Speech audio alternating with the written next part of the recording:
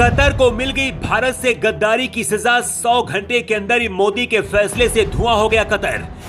जयशंकर की कूटनीति और पीएम मोदी का फैसला, 10 मिनट में टूट गया मुस्लिम देश कतर का हौसला।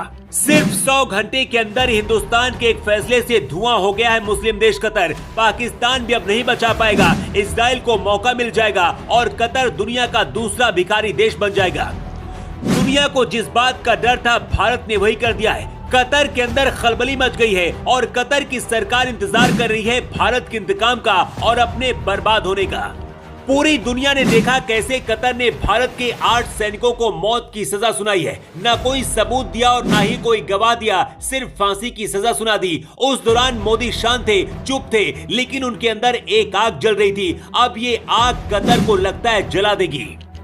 पिछली रिपोर्ट में हमने आपको जो बताया था, विदेश मंत्री जयशंकर और पीएम मोदी ने ठीक वही कर दिया है। इस खबर को देखने के बाद आप भी कहेंगे हिंदुस्तान जिंदाबाद।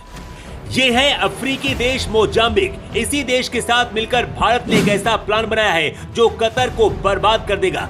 कतर को जैसे ही पता चला कि पीएम मोदी ने जयशंकर को मोजाम्बिक भेजा है, डर गया। अफ्रीकी देश मोजाम्बिक के साथ मिलकर भारत ने ऐसा प्लान बनाया कि सिर्फ 100 घंटे के अंदर ही कतर को गद्दारी की सजा मिल गई है। भारत ने अचानक से अफ्रीकी देश काबो डेलगाडो में $20 बिलियन की LNG परियोजना का काम शुरू कर दिया है। अब आप सोच रहे होंगे कि आखिर मोजाम्बिक की इस योजना से कतर का क्या लेना देना है, तो इसकी पूरी कहानी भी समझ लीजिए। पिछली रिपोर्ट में हमने आपको बताया था कि भारत LNG और PNG करीब 60% सिर्फ कतर देश से ही लेता है। इस वक्त भारत में नेचुरल गैस की डिमांड बहुत तेजी से बढ़ रही है और इसका पूरा फायदा कतर को हो रहा है।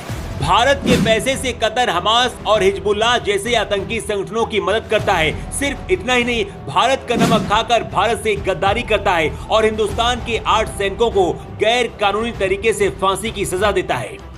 पीएम मोदी के एक आदेश से कैसे कतर धुआं होने वाला है, इसे समझिए।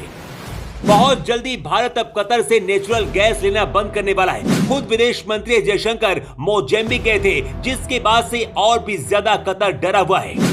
कतर को पता है कि भारत ने नेचुरल गैस लेना बंद कर दिया तो उसका खेल खत्म हो जाएगा। यही वजह है कि भारत पर दबाव बनाने की कोशिश कर रहा है। भारत के खिलाफ पहले भी कतर बयानबाजी कर चुका है। कश्मीर का मुद्दा हो या फिर नूपुर शर्मा का मुद्दा हो, कतर हमेशा भारत के खिलाफ रहा है। लेकिन जल्दबाजी में इस बार कतर ने एक ऐसी गलती कर दी कि 100 घंटे के अंदर ही उसे अब गद्दारी की सजा भारत ने दे दी है।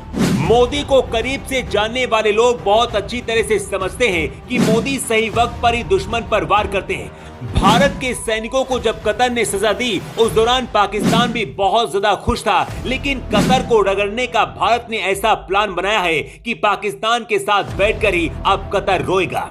कतर की दुश्मनी इजराइल के साथ भी है। ऐसे में भारत के एक्शन का इजराइल भी स्वागत करेगा और मौका मिलते ही वो भी कतर को रगड़ेगा। विदेश मंत्री जयशंकर के साथ मिलकर पीएम मोदी ने जो कूटनीतिक मिसाइल कतर के ऊपर दागी है, उससे बच पाना अब नामुमकिन लगता है। एक तरफ भारत अपने सभी 8 सैनिकों को बचाने के लिए लड़ाई लड़ रहा है, वहीं दूसरी तरफ कतर को सबक भी सिखा रहा है। अगर भारत कतर के साथ अपने व्यापारिक रिश्ते बंद करता है तो क्या ये सही होगा? अपनी राय आप कमेंट बॉक्स पर लिखकर जरूर बताएं।